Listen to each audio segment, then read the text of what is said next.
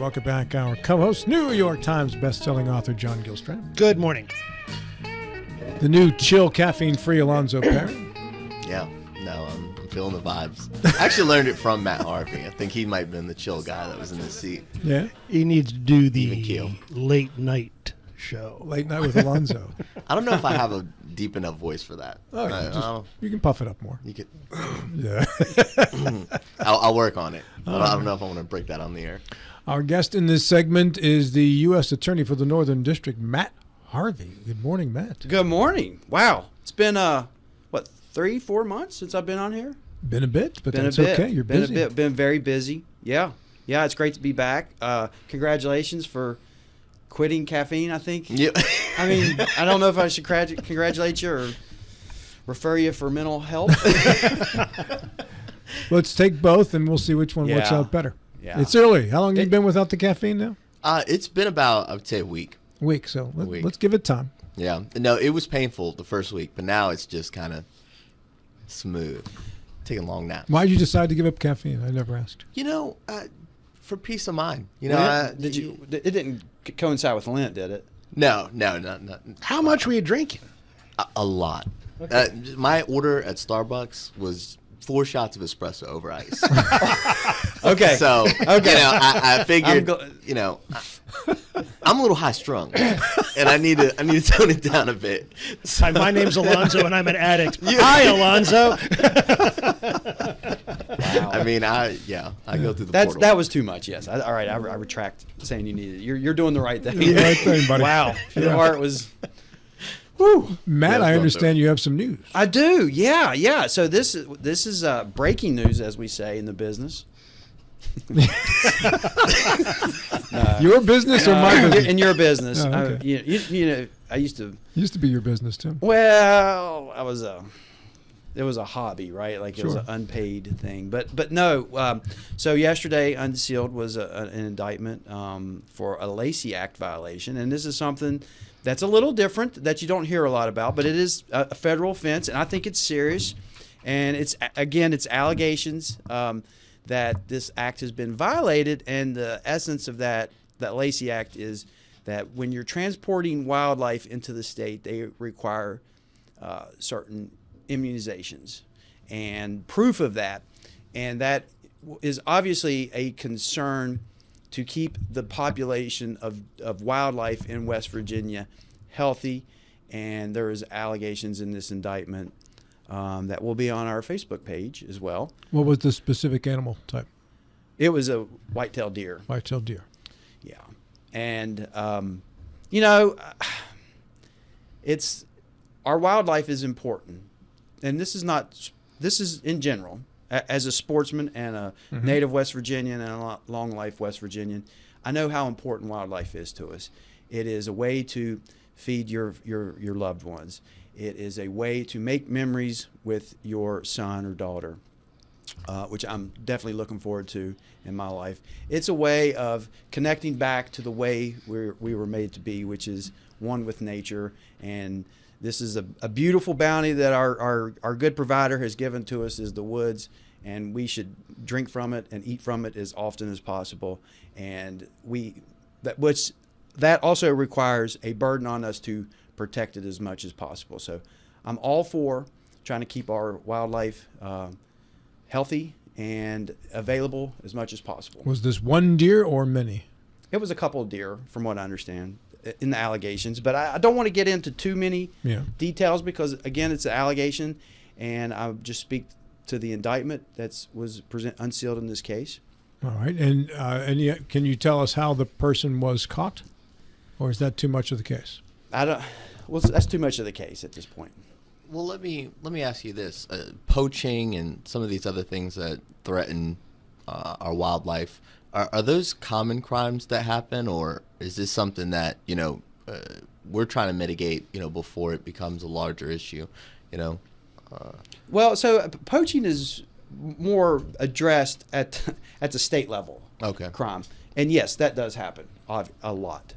Mm-hmm. And the West Virginia DNR officers are, and I'm familiar with a few cases like that around the state. There was some more high-profile ones where, people go out and they'll shoot big bucks and cut the antlers off and maybe the back straps and leave the rest.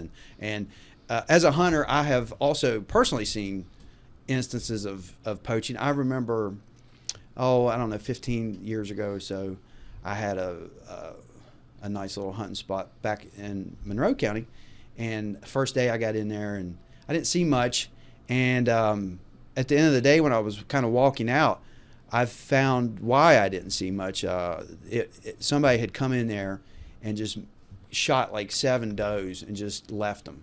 Oh. They were all like in one spot, and it was just like, come on, man! Like, if you're hungry and you have a loved one that needs some meat or some sort of protein, and deer, you have to take one for that, or crop damage.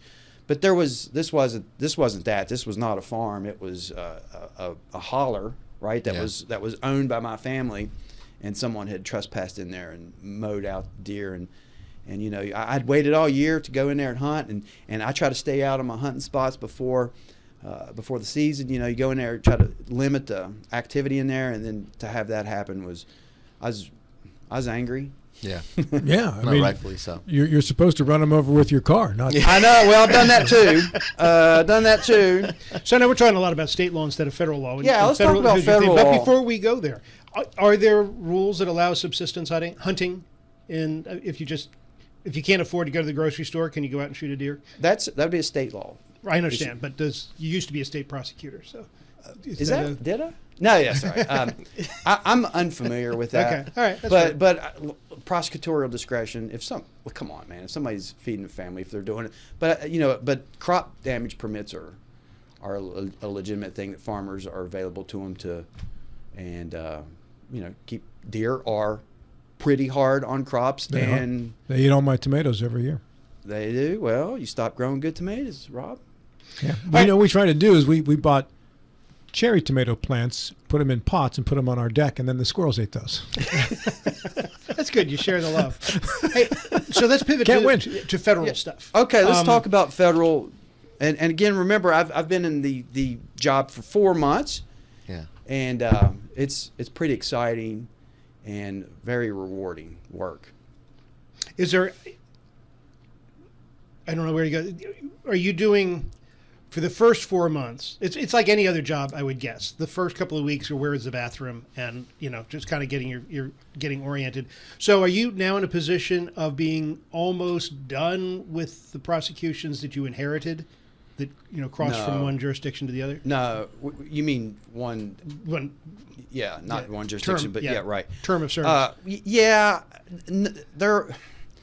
So we've had a couple grand juries meet throughout the offices. There's been several in the 4 months, but those investigations sometimes it might take 2 years to get to a point where you're charging somebody, and that is one of the things that I'm seeing is one of the bigger differences is the pacing is different, and it's by design, and it's not a negative. It's that when federal charges are brought, it's usually a more a longer term investigation with different allegations, and it's and I think that highlights the great importance of state prosecutors, because 99.9% of crimes that are going to be dealt with, if they're charged, are going to be run through state courts, and so it's certainly not a criticism that cases are moving faster in state court. It's by design and it's by necessity that happens, and so I really have a different appreciation for state prosecutors now. Is how gracious I am and how appreciative I am of the work that they're doing every day, because they really are keeping us safe as citizens, and we're there to help as well, but in a different way. So you're also part of the overall federal law enforcement effort, and we've got the war in Iran that's going on. Are we ramping up terrorist protection stuff around the northern district. Timely Do you question know? with the information about the California coast this morning. That That's came what I'm out thinking. with We got the drones. sleeper cells they're talking Yeah. about and that sort of thing. Is there a hypervigilance that's happening now? There's always yes, there is a hypervigilance for that, and nothing that I have been briefed in on specifically, but there is. But I feel very confident that my partners in the federal agencies are doing what they can to keep us safe and to try to intercede and protect us before something happens. Matt, is this still a high-intensity drug trafficking area? We are part of the Washington-Baltimore HIDA.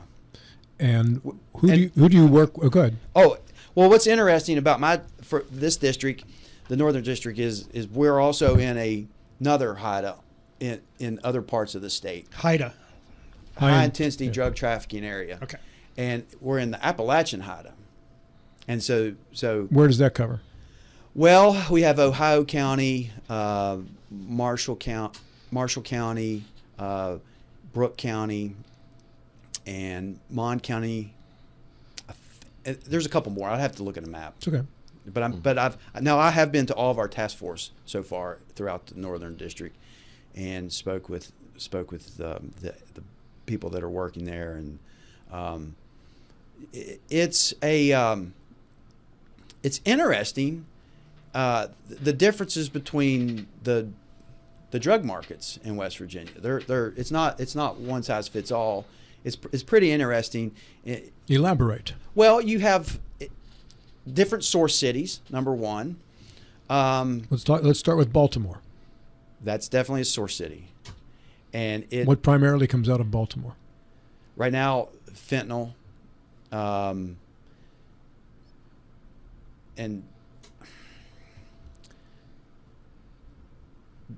methamphetamine is coming up, and cocaine's making a comeback. You're starting to see a lot more of that. As pure cocaine or crack cocaine or what? Both. But I mean, you can take pure cocaine and make crack cocaine. Mm-hmm. And but the scary part of that is I mean, those are bad enough, but now you have a lot of synthetics that are being mixed in with the drug. So your fentanyl, I think that the supply is not dwindling, but it's harder to import or get it into our country, fentanyl. So it's being diluted, and that dilution is with different chemicals and other drugs. Sometimes the horse tranquilizers and others, like new designer drugs, and even like just chemicals and that. Is China still the primary source country for fentanyl? That's my understanding. Yeah, I don't really. It doesn't really make a difference to me in the everyday prosecutions of these cases what the source country is.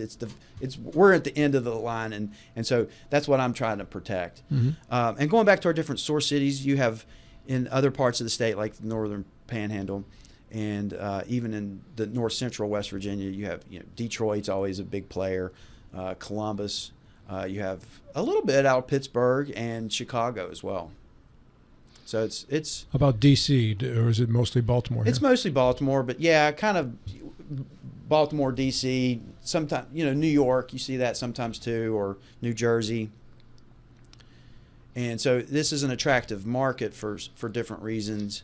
So the head of the snake here, or the heads of the various snakes, going back to Prohibition days, we had the mob that was running that. Are we looking at the Trinidad kinds of groups that are here, or is it organized crime, American organized crime that's running these things? Do we know? Well, it's both. You have organized crime for certainly, and but then you have a couple of people who gather up some money and run to Baltimore and buy some drugs and come back and then distribute them. See, when I was on federal grand jury 84-2 out of Eastern District of Northern Virginia, Eastern District of Virginia.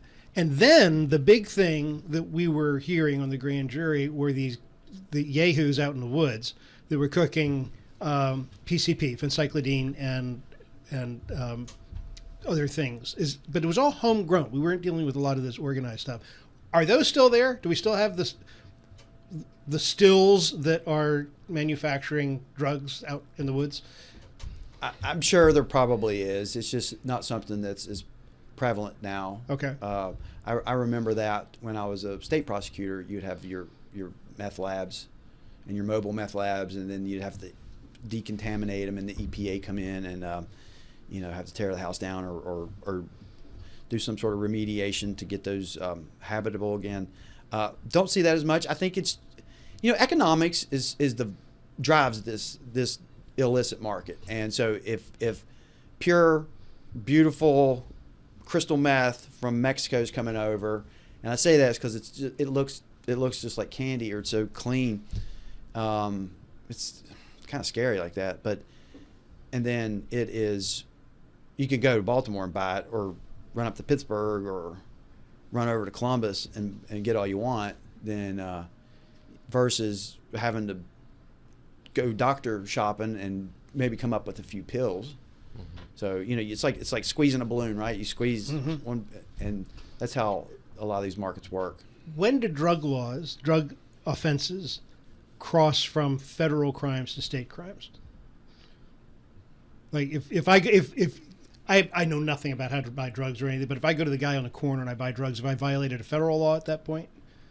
Yes. Well, there's concurrent jurisdictions when it comes to transporting and distributing drugs. Mm-hmm. I'm not familiar with a simple possession federal drug crime. So if that was your question, then I'm not familiar with that. But if I'm driving a truckload of this stuff from Maryland into West Virginia, that's federal. It could be, well, it's both. Okay. It's both. So then a decision needs to be made by the law enforcement agencies and the prosecutors. What's a better fit? What's a better venue to take these charges? And it would be depending upon, the weight, any sort of other factors, if there was a gun involved, different factors that can influence where it would be more appropriate to bring a charge. And I think in those types of situations where you have a tractor trailer, obviously you're looking for the jurisdiction that can impose the severest penalty for something like that. And President Trump has designated fentanyl as a weapon of mass destruction. And so that's a real signal that these types of drugs have to be dealt with severely. And so that's one of our priorities in the Northern District, is to take these drug cases as serious as possible, especially when it involves fentanyl. Credit to West Virginia legislators who have really done some work recently on the drug laws and the drug penalties for not the possession side that I'm aware of, but the distribution. Have really made the penalties pretty severe in West Virginia. So that's a good as a federal prosecutor, we're going to have to compete with the state to who has the most severe penalty to put on someone. And look, I understand, and people remember that my work with the First Foundation, and I haven't forgotten that, and I'm all for treatment and rehabilitation. But when I'm talking about putting someone, severely imposing a severe sentence on them, it's somebody's bringing in a lot of drugs. Mm-hmm. And the person who's stealing from Kmart so they can feed their habit, I mean, that's somebody different that we're talking about, and that person will be more than they're going to be dealt with in state court, and state court is. Generally, to get to federal court, you have to really make a lot of mistakes and have had a lot of chances and near misses in state court. So to bring some sort of rehabilitation or treatment, state court is, I think, a more appropriate vehicle. And having practiced in both, I don't think it shouldn't be on the table in federal court, but it would be much better for them if they choose to address these issues earlier. No, absolutely. 2 minutes left. Well, you're sitting over top of the Northern District now. You're kind of operating in that administrative capacity. Is there something that we're known for in this particular district when you're talking to some of the other kind of U.S. attorneys and working on these particular cases? Is there something that we're just uniquely good at the federal level? I think we punch above our weight. That's the reputation that this district has earned, quite frankly. And before I came here, with with the volume of cases that they handle and with the quality that they handle it with, and for what we're considered a small district, the amount of resources that we have and the type of results that we produce. I sent out I sent you an email with a couple of releases.